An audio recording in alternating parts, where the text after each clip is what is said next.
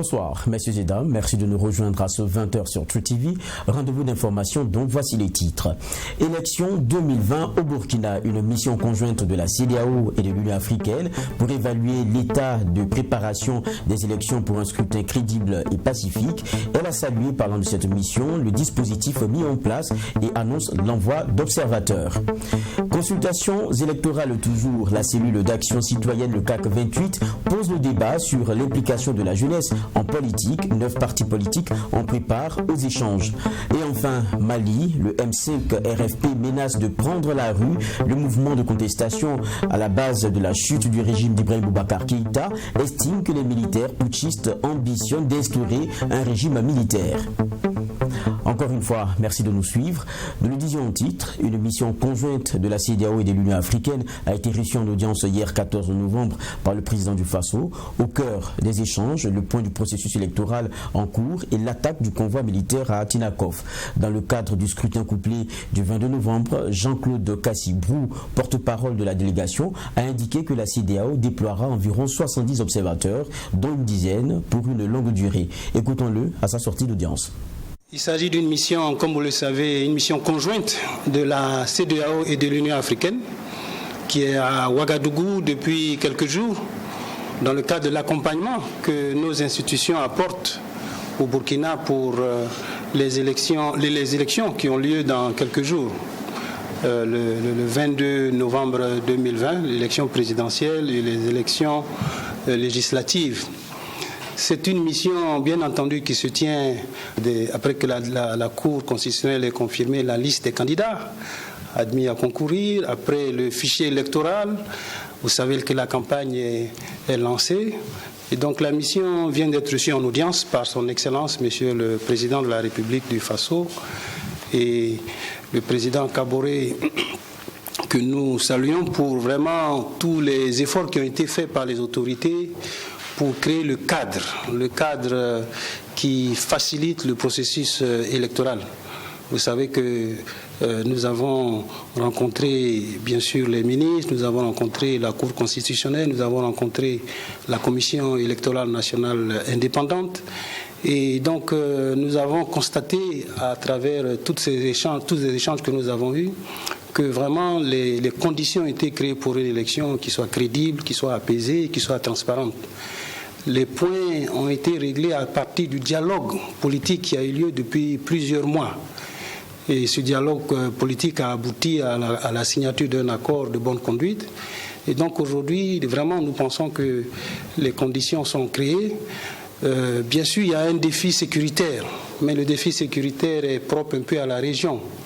Et donc, nous avons tenu à présenter nos condoléances au président de la République pour, bien sûr, le décès de son père, mais aussi pour l'attaque terroriste qui a eu lieu il y a quelques jours et qui a coûté la vie à 14 soldats. Et donc, nous, par notre présence ici, nous souhaitons apporter toute notre contribution donc, à la réussite de cette élection. Et nous allons déployer des observateurs qui vont arriver à partir de la semaine prochaine pour justement apporter la contribution de la CEDEAO et de l'Union africaine pour que ces élections soient un succès. La cellule d'action citoyenne, le CAC 28, a initié une conférence débat sur l'implication de la jeunesse dans l'arène politique.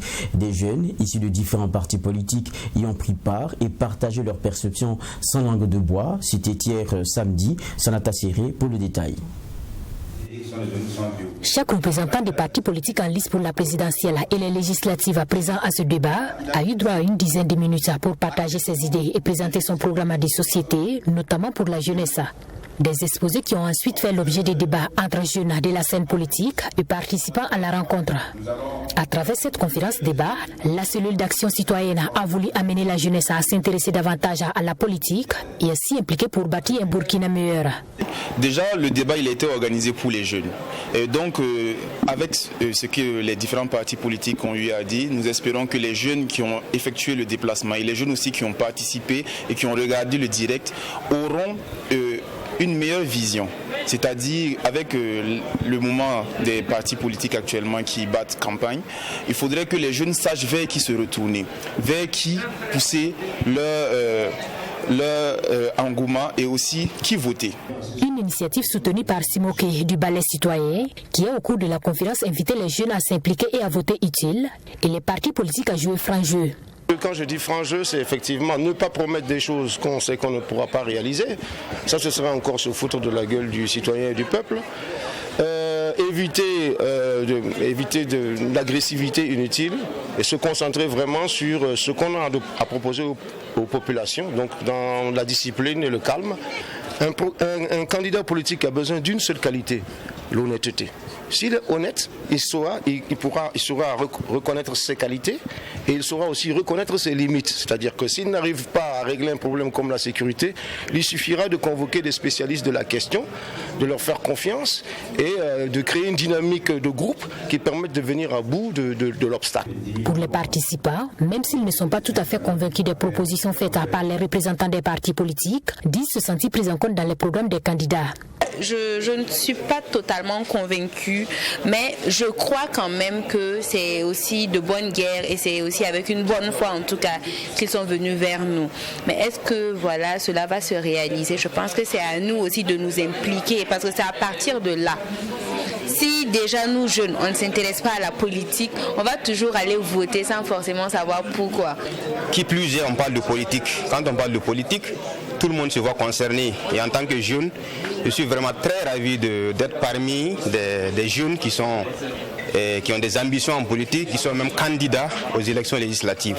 Je me suis senti très impliqué parce que voir des jeunes comme moi qui déjà embrassent la carrière dans la vie politique, ça m'a marqué.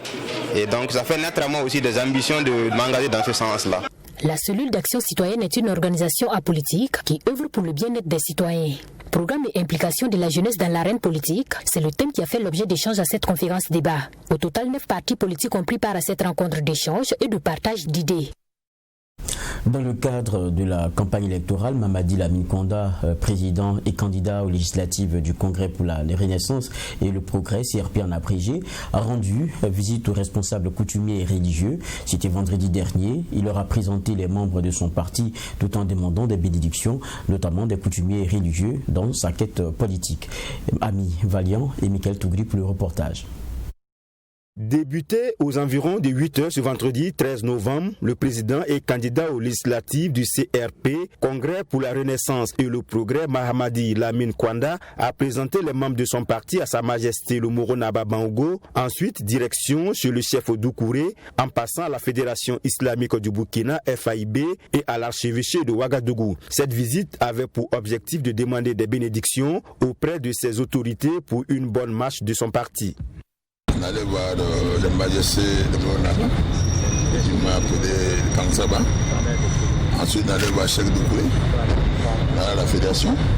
On ne terminait pas les cardinals. Nous pensons très bien qu'on va faire après le coup pour dire bonjour au président de Pasteur, Burkina Faso. Le motif de ces visites-là, vous savez que c'est une visite de courtoisie et nous faire connaître et présenter le bureau à ces éminentes personnalités que Dieu tout-puissant a voulu donner au Burkina Faso. Bon, nous demandons à Dieu de notre part, nous espérons quand même avoir 15 députés avec l'aide de Dieu.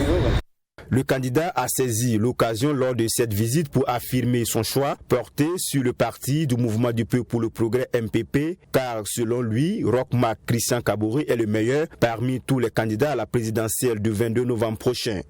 Nous devons soutenir Roch pour 3 raisons. La qualité d'homme d'État qu'il a, c'est un encaisseur, c'est un boxeur, le traitement qu'il encaisse, ils ont vu aller tomber. La main qui frappe Roch là, tellement il ne faut pas tenir. Alors, deuxième raison, Roch a une expérience d'un homme d'État. Il a été président de l'Assemblée 10 ans, il a été ministre 24 mois, 25 mois, et il a été ministre constamment et président de CDB pendant 11 ans. Donc, nous estimons que sur le plan politique, sur le plan humain, sur le plan des valeurs de l'homme, vraiment parmi les 3 candidats, Roch est le meilleur sur tous les plans. Nous allons nous battre pour que Roch à son deuxième mandat et coup KO parce qu'on estime qu'il n'y a rien en face. Désormais chargé de bénédiction, le président du Parti du Congrès pour la Renaissance et le Progrès CRP, Mahamadi Lamine Kwanda, dit être prêt pour entamer sa tournée électorale, une tournée qui débute à Boromo dans la province des Balé. Après l'attaque de Tinakov qui a fait plusieurs morts dans les rangs des forces de défense et de sécurité, la DFRDA a apporté des changements à sa campagne dans le Naori et le Boulgou. Une campagne moins intensive, mais pas les critiques. Le parti tient le président sortant pour responsable pour ce qui est de la situation sécuritaire qui se complique. La DFRDA estime d'ailleurs que le président sortant devrait retirer sa candidature à la présidentielle. Abdourahim Nigné. Dans la province du Naouri, le meeting de l'ADF-RDA prévu dans le département du Tiébélé s'est transformé en simple visite de courtoisie aux autorités coutumières et en un message adressé aux militants sortis accueillir le président du parti. Selon Gilbert Noël Ouedraogo, ce changement est dû à l'attaque contre le convoi militaire de Tinakov qui a endeuillé le pays. Et c'est un président de l'ADF-RDA déçu et très remonté contre le président sortant. Il me revient que le candidat président a décidé de suspendre sa campagne pour 2 jours. Je trouve que ce n'est pas suffisant. Au-delà de suspendre sa campagne, je pense qu'il devrait retirer sa candidature purement et simplement et reconnaître qu'il a failli sur ce domaine-là et permettre à d'autres Burkinabés de pouvoir apporter des réponses aux préoccupations des Burkinabés. Après Tiébélé, Cap a été mis sur Ouaregou dans la province du Boulougou. Ici, les populations sont sorties nombreuses pour témoigner leur soutien au parti de l'éléphant. Le Burkina Faso est en deuil. Le candidat profite d'appeler la population à soutenir l'ADF-RDA afin de sortir le pays de cette situation difficile. Il est déplorable que nous vivions cette situation en période de campagne et tout simplement il faudrait que nous ne vivions plus cette situation. Et c'est l'une des raisons qui me pousse à être candidat à cette élection, car honnêtement, on doit reconnaître que les autorités actuelles ont failli sur le plan de la sécurité. Nous avons identifié 12 secteurs prioritaires qui vont de la sécurité en passant par l'éducation, la santé, la diplomatie, l'unité nationale, la cohésion. Et nous proposons des réponses à ces préoccupations qui permettraient vraiment de vivre ensemble en harmonie et de pouvoir librement circuler sur l'ensemble du territoire national. Le candidat de l'ADF-RDA à la présidentielle a promis aux populations de ces localités un accès aux services sociaux de base. Il s'est aussi engagé à faire de la décentralisation une réalité afin de favoriser le développement local. Le vendredi dernier, le CDP, lui, était à Fadangourma, Boulsa et Puitenga. Dans ces 3 localités, le candidat du parti, en lieu et place d'un meeting, a tenu une marche silencieuse en hommage aux 14 soldats tombés le 11 novembre dernier dans l'embuscade de Tinakov. Le CDP dénonce l'inaction du régime du MPP et les conséquences insupportables. Michael Tougri. En lieu et place d'un meeting, c'est un message que le candidat du Congrès pour la démocratie et le progrès a livré à ses militants au stade municipal de Fada. Objectif, témoigner le soutien du Congrès pour la démocratie et le progrès aux forces de défense et de sécurité. Une occasion pour le candidat Edi Kombouego de dénoncer la gouvernance du régime MPP avec en ligne de mire la question sécuritaire. Mais avant de s'adresser aux militants du Congrès pour la démocratie et le progrès de la région de l'Est, Edi Kombouego fait observer 1 minute de silence en hommage aux soldats tombés dans l'embuscade ce 11 novembre à Tinakov. Notre bataille devait nous amener à arrêter la guerre pour que vous puissiez vivre en paix. Sans paix, pas de développement. Notre paix, je vais vous le dire, la recherche de la paix, ce n'est pas seulement par les armes. Encore que ces braves militaires qui donnent leur poitrine, qui meurent en martyrs, n'en ont pas demandé. Ils sont faits pour servir leur pays au risque de la vie, mais ils n'ont pas demandé de vivre encore 5 ans de guerre. 5 ans, c'est trop pour notre pays. Après le message, le candidat du CDP, à ses côtés, une population ont effectué une marche silencieuse pour dire non au terrorisme au Burkina Faso et l'inaction du régime Kaboré. Pour Eddy Kombouego, il faut changer de fusil d'épaule dans la lutte contre les groupes armés qui dure 5 ans avec des milliers de morts et plus d'1 million de déplacés internes. Nous sommes engagés à utiliser la diplomatie et la voie de la négociation, tout en continuant de bander les muscles par les militaires, mais en dotant les militaires d'armes modernes et sophistiquées. 5 ans durant, un président du Faso ne sait même pas qui est son agresseur. C'est une honte. C'est une honte. Après Fada Ngourma, la délégation du Congrès pour la démocratie et le progrès s'est rendue à Boulsa dans la province du Namantenga, une province aussi touchée par les attaques terroristes. Là aussi, en lieu et place d'un meeting, le candidat Eddy Kombouego a effectué une marche silencieuse en compagnie de plusieurs centaines de militants. Et le candidat du Congrès pour la démocratie et le progrès fait de la sécurité et de la réconciliation nationale des priorités. Il faut que l'on se parle. Un forum de réconciliation nationale sera organisé rapidement. On va se dire la vérité et se pardonner mutuellement. Et je souhaite, et je vais le faire si je suis élu, j'irai chercher l'ensemble des exilés, en commençant par le président Blaise Compaoré, pour revenir ici sur cette terre.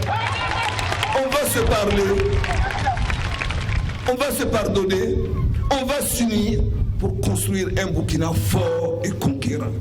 Un Burkina fort qui recherche le développement, un Burkina fort qui recherche le bien-être des populations. C'est ce que nous avons appris, c'est ce que nos ancêtres nous ont appris, c'est ce que nos parents nous ont appris. Après Fada Ngourma et Boulsa, Eddy Kombouego et sa délégation ont achevé leur tournée à Puitenga par une visite de courtoisie au chef de Puitenga. Eddy Kombouego, dans ses différentes localités, va insister sur la nécessité de la réconciliation et de la cohésion nationale. 2 éléments clés pour amorcer tout développement socio-économique au Burkina Faso, dira l'expert comptable. Vendredi dernier, Coris Bourse tenait une conférence publique. L'objectif étant d'informer les Burkinabés des possibilités qu'offrent les bourses justement. Et ce marché financier et ses opportunités devraient permettre de soutenir le développement économique en général. Raketa Bilgo et Dadi Nzongo. Quelle est l'importance de la finance pour le développement économique et quel rôle joue-t-elle dans l'émergence du pays? C'est pour susciter la réflexion et apporter des clés de lecture que s'est tenu ce cadre d'échange. Cette conférence publique organisée par Coris Bourse a connu la participation de plusieurs étudiants en économie venus des différentes universités. L'objectif de la conférence est d'informer le public burkinabé sur les possibilités qu'offre la bourse pour le développement économique d'une manière générale. Et nous avons eu un conférencier, Dr Sablaga Seydou Ouedraogo, qui nous a parlé du rôle de la finance dans le développement économique, qui nous a parlé aussi des forces et des faiblesses de la bourse régionale de l'UEMOA, mais aussi qui a surtout mis en évidence les performances de Coris Bourse, qui en 10 ans a mobilisé plus de 1300 milliards de francs CFA pour contribuer au développement économique dans la sous-région, dont plus de 600 milliards de francs CFA pour le Burkina Faso. Selon le conférencier, plusieurs arguments théoriques et plusieurs preuves concrètes et empiriques démontrent que la finance peut être décisive pour la croissance économique et le développement d'un pays.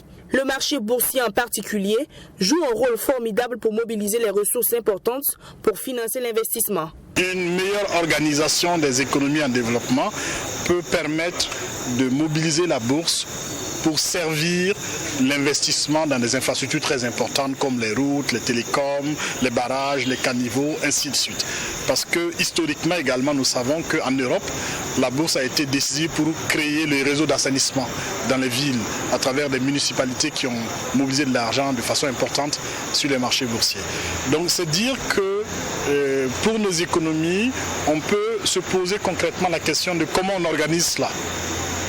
La première chose que nous savons, c'est qu'il y a heureusement une activité importante des États sur le marché sous-régional de la BRVM, qui est une activité qui est plus importante aujourd'hui qu'il y a 10 ans et qui va croissante. Et il faut faire ça en sorte que les ressources mobilisées par les États soient effectivement dédiées à de l'investissement. Pour Assemble Gawédraogo, le Burkina Faso devrait développer sa culture boursière afin qu'elle serve au développement économique. La culture boursière est très faible dans notre pays. Mais en gros, elle s'inscrit dans l'une faiblesse globale qui est celle de la culture financière simplement. Nos populations ne connaissent pas très bien les marchés financiers, ne connaissent pas très bien, même l'activité bancaire n'est pas, elle est populaire plus que la bourse, mais elle n'est pas encore très installée. Et bien entendu, pour la bourse, c'est beaucoup plus difficile la question de la culture financière parce que vous imaginez qu'il y a des sociétés d'intermédiation au Ghana qui ont des portefeuilles de plus d'1 million de clients pour lesquels elles font des activités en bourse au Ghana. Mais vous imaginez que l'ensemble des clients qui utilisent des services boursiers dans l'UEMOA ne vaut pas cela, ne vaut pas la moitié de ça. Donc ça montre très clairement qu'y compris vis-à-vis des pays comparables comme les pays de la sous-région, nous avons une culture boursière qui est très faible. C'est un enjeu important que d'essayer d'accroître cette culture boursière. Ça appelle des réponses de politiques publiques importantes pour faire en sorte que là où il y a des mesures, des réformes à faire pour que la culture boursière progresse, que ce soit fait. Cette conférence est tenue dans le cadre de la célébration des 10 ans de Colis Bourse. Elle a été le lieu pour les initiateurs de montrer l'importance de la vulgarisation de la culture boursière au Burkina Faso. Des perspectives sont donc en cours pour permettre son essor au Burkina Faso. Les étalons du Burkina et les Flames du Malawi croisent les crampons demain. C'est dans le cadre des éliminatoires pour la CAN prochaine. Il y a eu une séance d'entraînement des poulains de Kamou Malo et cela s'est fait donc à Blantyre pour les derniers réglages. Quelle est la forme des étalons et leur état d'esprit? Élément de réponse avec Assami Tiamtoré. Après un long temps de vol, les étalons sont arrivés à Blantyre aux environs de 1h du matin de ce dimanche, soit samedi 20h, train universel. Le repos a duré qu'une demi-journée et place à la reconnaissance de la pelouse. J'ai trouvé une séance timide, on s'attendait à ça parce que simplement les séquelles du voyage étaient très longues. Je pense que d'ici demain, les uns et les autres vont se retrouver. Sinon, l'objectif de cette séance, justement, c'était de faire partir cette crasse-là et pouvoir remettre les enfants, en tout cas dans une certaine fraîcheur. C'est ce qu'on a essayé de faire. Vous avez vu qu'on n'a pas forcé, on a simplement travaillé la conservation des balles. Voilà, donc je pense que les garçons seront prêts d'ici demain. Dans cette rencontre prévue se jouer ce lundi, une victoire assure un pas vers la qualification pour la CAN Cameroun 2021. Ces joueurs sont conscients de cela. Oui, on a envie de se qualifier le plus rapidement possible et on a beaucoup de qualité dans l'équipe.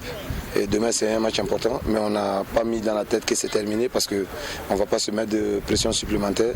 Demain il faut faire le travail, jouer bien se comporter et à la fin j'espère qu'on aura un bon résultat pour que tout le monde soit content. Et je pense qu'on va essayer vraiment de ne pas répéter les erreurs qu'on a commises à Ouagadougou. Je pense qu'on a travaillé, on a assez parlé.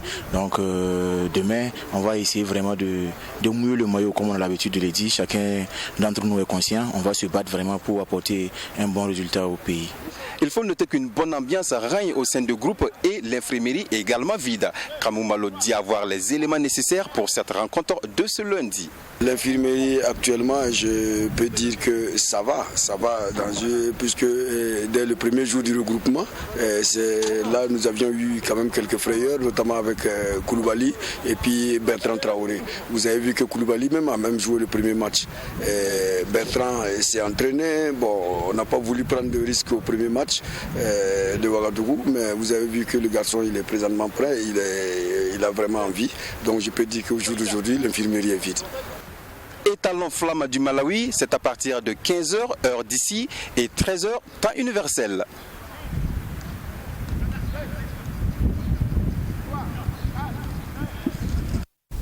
Assamine Tcheptoré, donc, qui est du côté de Blantyre et avec qui on va avoir le clair donc, de cette rencontre de demain, une victoire que l'on espère. Ceci dit, on va maintenant au Mali où le mouvement de contestation à la base de la chute du régime d'Ibrahim Boubacar Keïta, le mouvement du 5 juin, Rassemblement des forces patriotiques M5 RFP, menace de reprendre ses activités de contestation et pour cause, le M5 estime que les militaires putschistes ambitionnent d'instaurer un régime militaire et pour avorter les ambitions militaires du CNSP, le M5 appelle ses partisans à être prêts pour des éventuelles sorties. Cela a été annoncé lors d'un point de presse, c'était vendredi dernier et nous allons donc au Mali avec notre correspondant permanent Boulema Soulo. Le M5 RFP ne se décolère pas après s'être sorti, réduit de sa lutte contre le régime d'Ibeka. Il estime aujourd'hui que les lignes rouges qu'il a fixées ont été dépassées par le colonel Assimi Goïta et ses camarades du Conseil national pour le salut du peuple, CNSP. Cette ligne rouge, nous l'avons déclinée en quelques points. Nous avons dit que le M5 RFP ne laissera personne empêcher l'émergence d'un Mali nouveau. Le M5 RFP n'acceptera jamais le retour des pratiques de l'ancien régime que nous avons combattu. Le M5 RFP a dit ici qu'il veut une transition de rupture pour refonder l'État malien. Le mouvement de contestation exige aux autorités de la transition de sortir des vains discours dans la lutte contre la corruption. Le M5 RFP a dit qu'il est important que la lutte contre la corruption soit concrète, que nous sortons des discours, que tous les rapports d'audit, passés ou présents, doivent être transmis à la justice. Le M5 RFP a dit et exige des réformes politiques et institutionnelles pour aboutir à des élections crédibles et transparentes. Le M5 RFP exige enfin que justice soit rendue pour les martyrs des 10-11-12 juillet 2020. Enfin, le M5 RFP ne cache pas non plus ses inquiétudes face à la militarisation des institutions et jure qu'il ne cautionnera pas. Nous avons aujourd'hui un gouvernement de militaires, composé de militaires. Les civils qui sont là sont nommés par les militaires. Et aujourd'hui, ils veulent une assemblée dont les membres seront nommés par les militaires, présidés par les militaires. Le M5 RFP ne peut pas se rendre complice de l'installation des régimes militaires qui ne rendent service ni au Mali, ni à la démocratie, ni à notre armée. Selon le M5 RFP, tous ceux qui ont trahi la lutte du peuple seront châtiés par la justice divine. Un mot à peine voilé à la sémence de l'imam Mohamed Diko qui s'est retiré de la rue pour la mosquée. Le mouvement de contestation envisage d'envahir la rue dans les prochains jours en vue d'exiger le changement espéré par le peuple malien. C'est la fin de ce rendez-vous d'information que j'ai pris plaisir à présenter. Le programme se poursuit sur True TV et nous vous souhaitons bonne suite de programme.